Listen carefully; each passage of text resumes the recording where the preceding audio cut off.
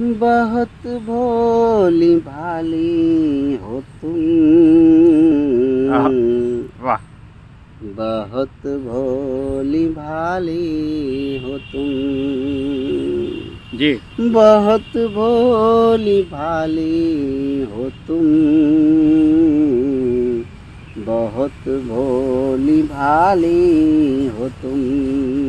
प्यारे दोस्तों, welcome to new blog. आज के इस ब्लॉग में मैं आपका दिल से कर रहा हूँ स्वागत। प्यारे दोस्तों, आज का ब्लॉग कुछ खास होने वाला है और इस खास होने की अगर हम बात करें दोस्तों, तो आज हमारे साथ में एक महान गीतकार, एक महान कवि हृदय जो सीधे तौर पे काव्य रचना के दम पे पूरा देश विदेश में छाए हुए हैं। दोस्तों, मैं आपको मिलवाने जा रहा हूँ एक विशेष सम्माननीय गीतकार। मैं बात कर रहा हूँ सत्यदेव सिंह आजाद जी की। प्यारे दोस्तों, आ गए हैं हम भैया जी के पास में और ये रहे हमारे प्रिय मित्र, ठीक है ना। आज पता है सबसे बड़ा, बहुत दिनों से इनकी तलाश में मैं था, लेकिन फाइनली मैंने इनको जो है कैद कर ही लिया।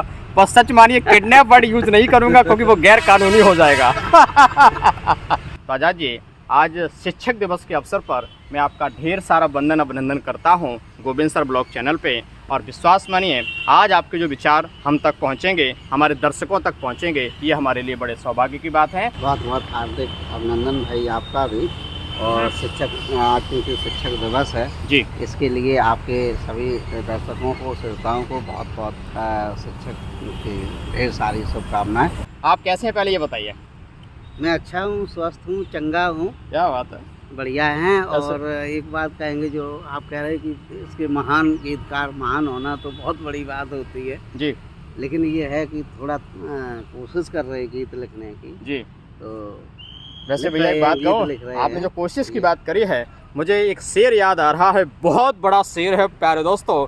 और उसमें कहा गया है कि गिरते हैं सहस बार ही, बात को ध्यान से सुनना है, कि गिरते हैं सहस बार ही मैदानी जंग में वो तिफल क्या करे जो घुटनों के बल चले। विश्वास मानिए भैया जी, आप छोटा मत कहिए, आप बहुत अच्छे और एक बहुत अच्छे आप कवि हृदय हैं। तो भैया जी, मैं चाहूँगा कि अपने बारे में हमारे दर्शकों को थोड़ा सा बताइए, जिससे कि उनको जो है पता लग सके। जी, मैं सत्यदेव सिंह आज़ाद आपके बीच में हूँ और मैं शिक्षक भी हूँ। और जो समस्याएं देखते हैं समाज की और वर्तमान में जो चीज़ें हैं, उस पर कलम भी चलाता हूँ, लिखता भी हूँ जी। तो गीतकार भी हो गया हूँ। और आप लोगों के बीच मंचों के माध्यम से और आपके बुलावे के माध्यम से, अन्य चैनलों के माध्यम से जी आते हैं, आप लोगों का प्यार मिलता है। आज गोविंद सर जी के साथ हैं तो गोविंद सर जी के जो ब्लॉग है उसके माध्यम से भी प्यार मिलेगा, आप लोग प्यार देंगे। हाँ तो भाई, बहुत अच्छा लग रहा है आज़ाद जी। विश्वास मानिए, जो है हमारे दर्शकों तक आपकी बात पहुंचेगी। विश्वास मानिए, इससे बड़ी इंस्पायरेशन, इससे बड़ी प्रेरणा हमारे लिए क्या हो सकती है। प्यारे से भैया जी आज़ाद जी, मैं ये जानना चाहूँगा, आपसे एक विचार जानना चाहता हूँ। प्रायः देखने में आता है कि जो शिक्षक बंधु होते हैं वही जो है गीतकार या कवि हृदय की व्यवस्था से जुड़ते हैं। आप ज़रा मुझे बताएं कि आखिर शिक्षक और काव्य हृदय होना, कवि होना, ये आपस में कैसे ताल्लुक़ रखते हैं? अक्सर ऐसा क्यों देखने में आता है? ऐसा है कि शिक्षक के कंधों पे बहुत बड़ी जिम्मेदारी होती है। क्या? वो राष्ट्र निर्माता होता है जी राष्ट्र का निर्माण तभी हो सकता है जब अच्छे संस्कारों का निर्माण हो। जी तो शिक्षक हो, चाहे वक्ता हो या प्रोफेसर हो, जी सभी लोग ये बात को ध्यान में रखते हैं जी। और वो बच्चों को विचार देते हैं ताकि बच्चे आगे चल के देश की बागडोर संभाल सकें। क्योंकि जब संवेदनशील इतना शिक्षक होता है तो देखते हैं कि समाज में कुछ समस्याएं उत्पन्न होती हैं जी, चाहे वो राजनीतिक क्षेत्र में हो, चाहे सामाजिक आर्थिक स्थितियों में हो जी या समाज की जो कुरीतियाँ हैं, बुराइयाँ हैं, उनके विषय में हो। जी तो ये सब समस्याएं उत्पन्न होती है। तो और जब वो इनको पकड़ता है तो लिखने की कोशिश करता है। जी। और जब लिखने की कोशिश करते हैं तो वो या कहानीकार, उपन्यासकार, शायर, गीतकार वो बन ही जाते हैं। आज़ाद जी, मैं देखता हूँ कि एक यक्ष प्रश्न मेरे दिमाग में बार बार आता है। मैं भी प्रोफेशन से अध्यापक हूँ, आप भी प्रोफेशन से अध्यापक हैं, और कहीं ना कहीं एक हृदय की एक वेदना है।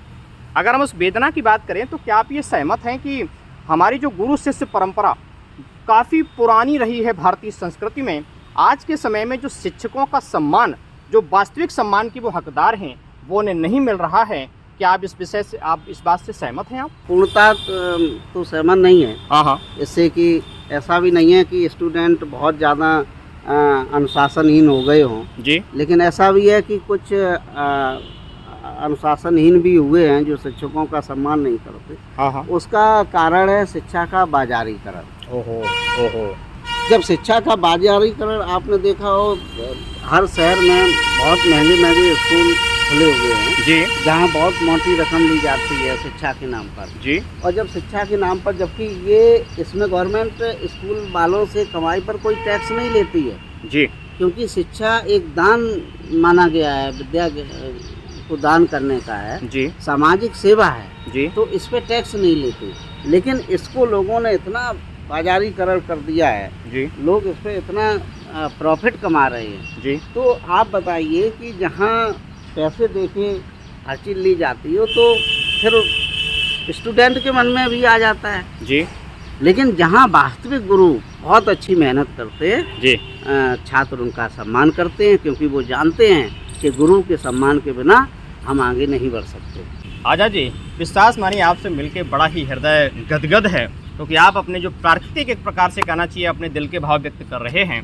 विश्वास मानिए हमारे दर्शक बड़े लाभान्वित होंगे, मेरा ऐसा मानना है। एक प्रश्न दिमाग में आ रहा है कि आप एक साहित्य प्रेमी हैं, आप कवि हृदय हैं, तो आप किन किन विधाओं में लिखते हैं?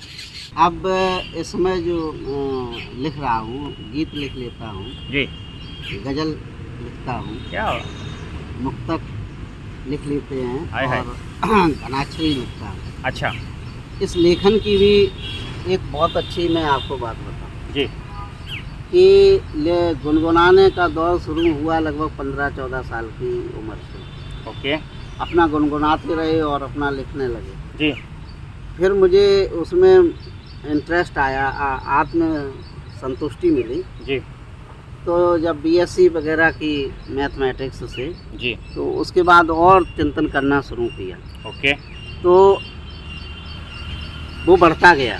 ओके फिर अचानक से मेरे अंदर आया कि भाई एक पुस्तक भी निकालनी चाहिए। ओके। तो मैंने लिखा जो भी टूटा फूटा तिरछा आड़ा, जी और उसकी एक पुस्तक मेरे शब्द मेरे गीत अच्छा, 2016 में प्रकाशित करा। बहुत सुंदर बहुत सुंदर। और उस समय मैं आगरा में पोस्टेड था जी सहायक अध्यापक के पद पर। जी अब आप इसमें आश्चर्य की बात सुनिए कि मैं पुस्तक निकल चुकी हो, जिसकी जी पुस्तक निकल चुकी हो, और जो साहित्य की बारीकियां हैं अलग अलग विधाओं की, उसका ज्ञान ना हो। क्या बात है, क्या बात है, बहुत बढ़िया। लेकिन जुनून था। मैं जब इटावा में आया तो हमारी बहन जी 10th क्लास की इंग्लिश पढ़ने के लिए आदरणीय हरिओम साकनमल जी के यहाँ गई। बहुत बढ़िया। अच्छा, कवि हृदय जो, हाँ लास्ट टाइम में मिला भी था, एक वीडियो भी मैंने अपलोड किया हुआ है। तो वो इनके यहाँ गई पढ़ने के लिए, तो बहन जी ने बताया कि तो आपने कहा है तो स्टाफ का ही मामला। क्या बात है। फिर बहन जी ने जब ये बताया कि वो भैया लिखते हैं, तो हाँ। हमने कहा और स्टाफ का मामला है जी। अच्छा। उसके बाद क्या हुआ कि इनसे मिला नहीं, बस देखा इनको जी।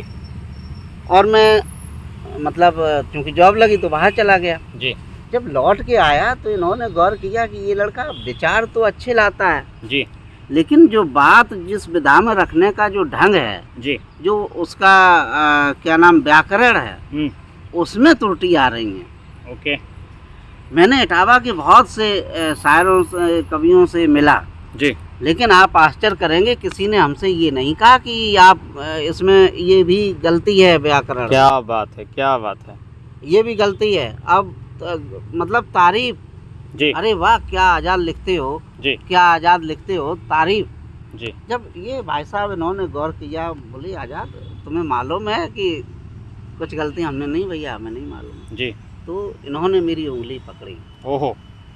तो आज जो गीतों का निखार है जी। और जो गजल में धार है आहा।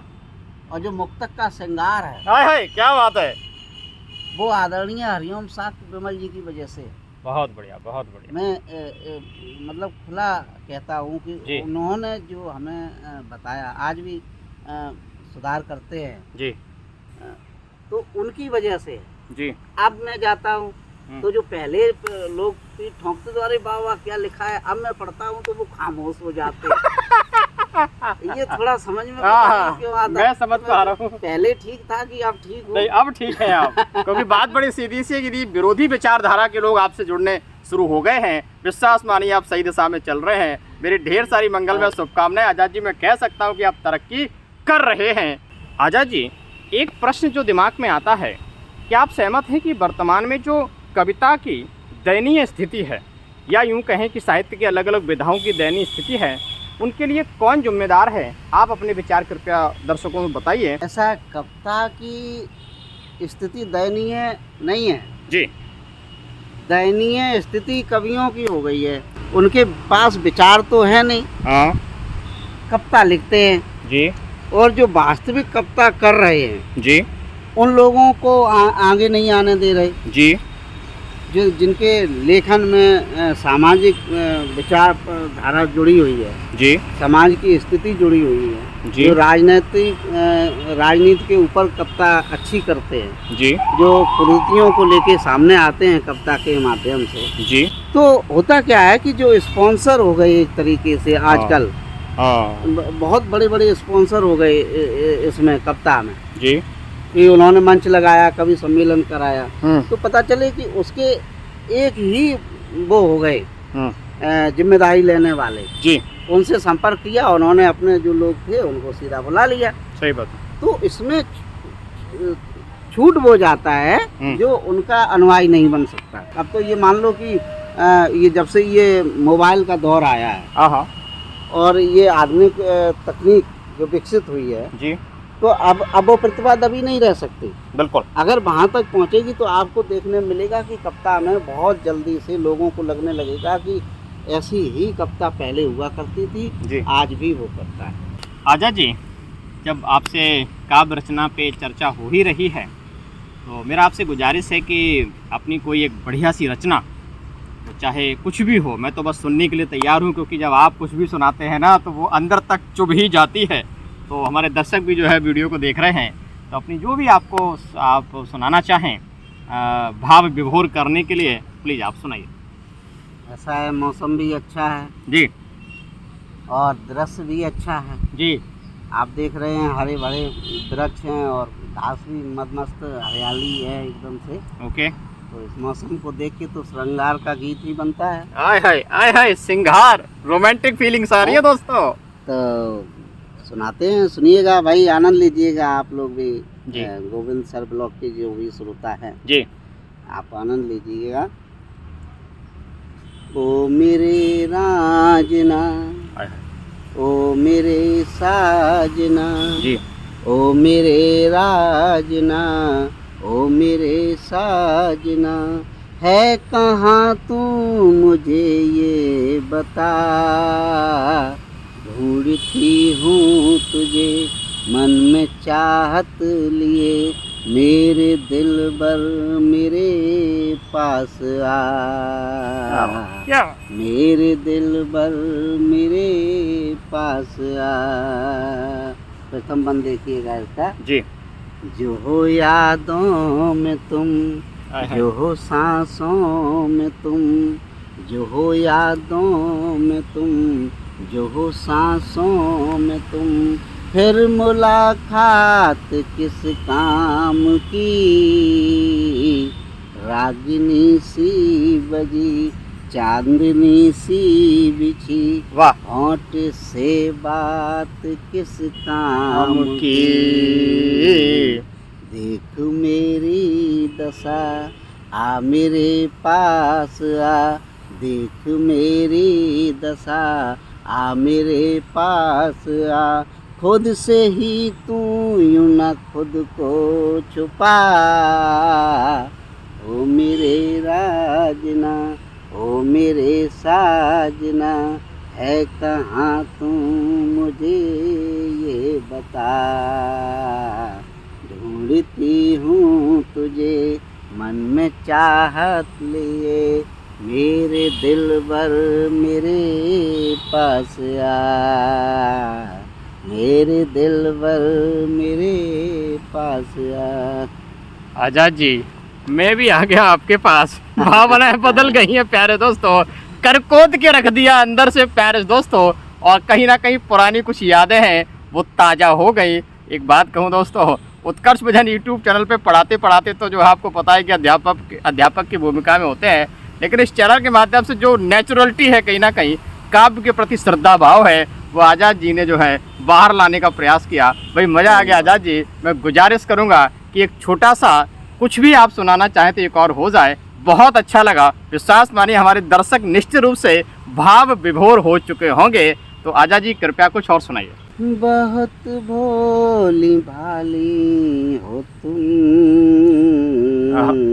वाह, बहुत भोली भाली हो तुम जी, बहुत भोली भाली हो तुम, बहुत भोली भाली हो तुम। तुम्हारी अदाएं, तुम्हारी वफाएं, मोहब्बत में कैसे तुम्हें हम बताएं कि सबसे निराली हो तुम,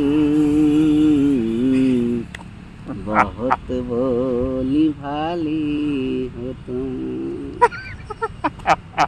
आज़ाद जी ऐसा लग रहा है अपनी जवानी की दहलीज में कोई लंबा तीर मारा है आपने, और वो जो कसक है ना वो कविता के माध्यम से बाहर निकल रही है। कि ऐसा तीर आपने भी दर्शकों को मारा है कि तो कमेंट रुकना नहीं चाहिए।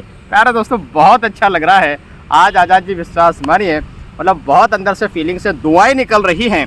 आपकी जो काव्य रचना है वो बहुत लंबी हो, विश्वास मानिए माँ षष्ठी को सशत नमन है जो उन्होंने आपको वाणी दी है। गीत आपने ये लिखे आज, चूँकि गोविंद सर ये से मुलाकात हुई हमारी, और बहुत अच्छे इंसान भी हैं। जितने अच्छे ये टीचर हैं उतने ही अच्छे ये इंसान भी हैं, उनके अंदर उतनी अच्छी आदमियत है। हमेशा सहयोग के लिए तैयार रहते हैं। आज देखिएगा अपना कीमती वक्त ये बहुमूल्य समय हमें दे रहे हैं। मैंने एक गज़ल लिखी है जी कि उसका रखता हूँ आपके सामने, मतलब रखता हूँ जी। आग लगाने वाले जी फिर से खुददार हो गए। ओहो ओहो।